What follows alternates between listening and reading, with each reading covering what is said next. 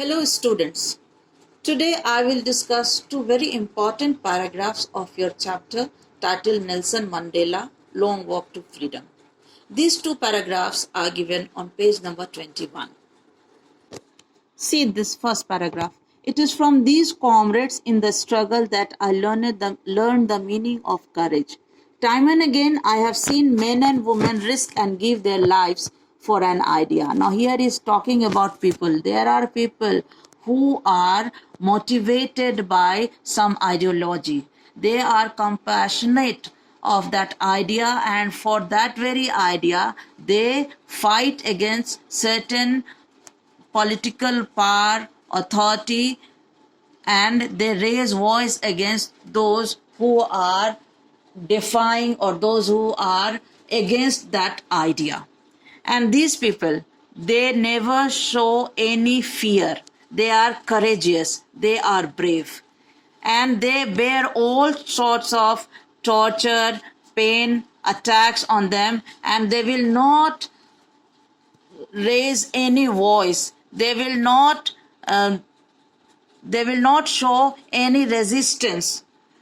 See here in this line, he writes, I have seen men stand up to attacks and torture without breaking, showing a strength and resilience that defies the imagination. I learned that courage was not the absence of fear, but the triumph over it. The brave man is not he who does not feel afraid, but he who conquers that fear.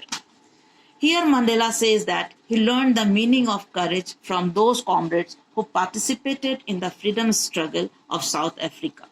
Mandela asserts that he had seen people standing against the attacks and torture very bravely without any fear of losing their life. These leaders and brave people taught him the lesson that courage is not merely the absence of fear. Actually, courage means triumph or victory over fear. A fearless mind and soul makes a man courageous.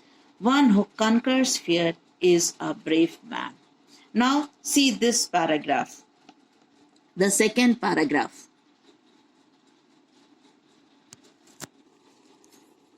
In this paragraph, Mandela talks about equality, that is equality of mankind. He talks that all human beings are born equal, and as such they cannot be discriminated on basis of color, of skin, or someone's background or his religion.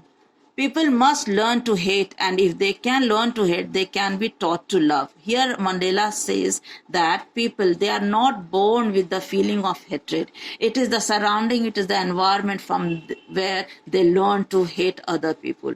And Mandela says that if hate can be taught to a person, to a man, then why love cannot be taught? Love can be taught more easily. It can be taught easily than hate, because love is more natural and spontaneous than hate. Then he says, even in the grimmest times in prison, when my comrades and I were pushed to our limits. Pushed to our limits mean pushed to the last point in our ability to bear pain. Means they were subject to physical and mental oppression or torture, and even then, and that had reached their optimum level, and beyond that they couldn't bear that pain. And at that time he could observe in a glimmer of humanity in one of the guards, perhaps just for a second, but it was enough to reassure me and keep me going. Man's goodness is a flame that can be hidden but never extinguished. Now here in this paragraph, Mandela asserts that he talks about the equality of mankind, and he says that teaching love is more spontaneous than teaching hate, because love comes more naturally to the human heart than hate. Then Mandela talks about his toughest time that he has spent in prison. He was kept completely isolated from the outer world. During those days, he felt that humanity or goodness is a flame that cannot be hidden, but never can be hidden, but never extinguished.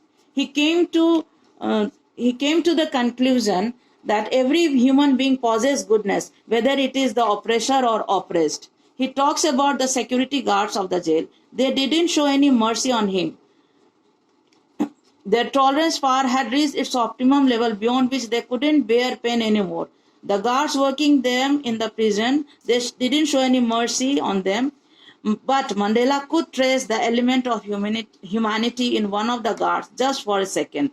And that very one moment of humanity in the eyes of the guard gave Mandela ocean worth strength to keep on going. Then he concluded that goodness exists in every human soul, even in the oppressor also. Despite all hatred, the oppressors too have some goodness in their soul. Thus Mandela shows his love for his oppressors. Nowhere and never he expressed any hatred for the whites throughout his struggle against racism in South Africa. Here Mandela emerges as the true Gandhian. He had followed Gandhi's philosophy that really makes Mandela a great leader. I hope you all have learned some very important lessons from Mandela's life, and I'm sure if you put them in practice, then you all will really become a good human being. In the next video, I will discuss other important events and experience of Mandela. Thank you, students.